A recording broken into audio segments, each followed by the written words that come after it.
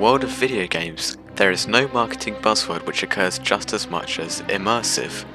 It's a word which really grabs us as gamers, as it appeals to our inherent urge to live and exist inside a world which we can only imagine.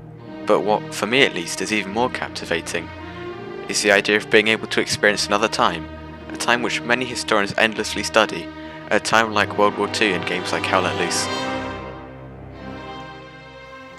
But first, before we delve into why Hell Let Loose is so immersive, we need to ask the pivotal question of what is immersion? And to simply define it, immersion is the state of being not just engaged or involved, but actually being within a virtual world. So today, I'm going to look at the three pillars upon which Hell Let Loose's foundation lies: gameplay, audio, and visuals. The game's striking visuals are what I noticed at a first glance. Its realistic rendition of the ruined, muddy battlefields of France, the smoke of burning cities rising from the horizon, the soldiers desperately fighting for their lives and the aircraft soaring high above all dwarf the player, creating the sense that there is in fact a war far larger than just a single battle. As well as this, the small details also create a level of realism which immerse the player, whether it's the dirt on the player's hand, or the meticulous detail of the rifle, or the leaves on the ground. Although, as anyone who's watched a walkthrough or gameplay of a video game can attest, the visuals aren't the only thing which immerse the player.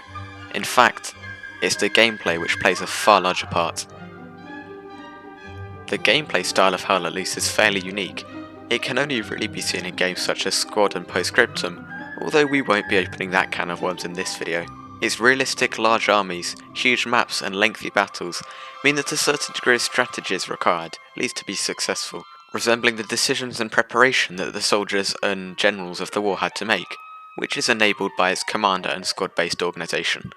Not only this, but Hell Let Loose also resembles World War II specifically with the pace of its gameplay, being similar to the very mobile skirmishes in the war, demonstrating the effect of new technology and tactics on the battlefield. As well as this, the massive scale of the battles makes the player feel like a mere pawn on a chessboard, a faceless soldier fighting for a cause they might not even believe in, placing the player right into the boots of the soldiers of the era. But once again, a title with only good visuals and gameplay can make for a fun, entertaining game, but rarely make for a truly atmospheric experience. So, to fundamentally understand how Hell Let Loose immerses you, I'm going to talk about audio and how long it takes for someone to quite literally go insane.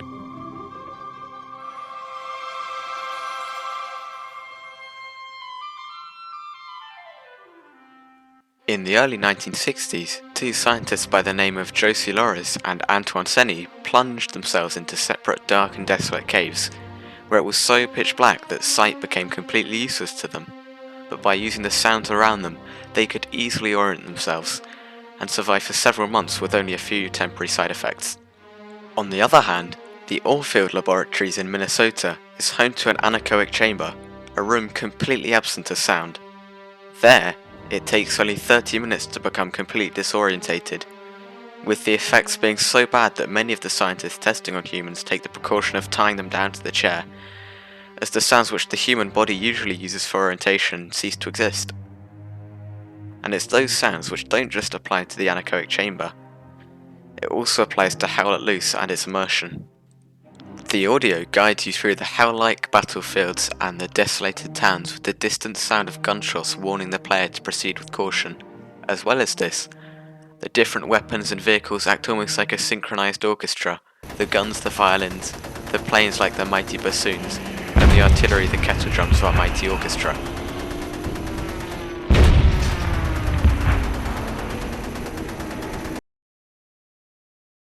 All of this, along with their gameplay and visuals, truly immerse the player in Hell Let Loose's depiction of the terrifying period that was World War II.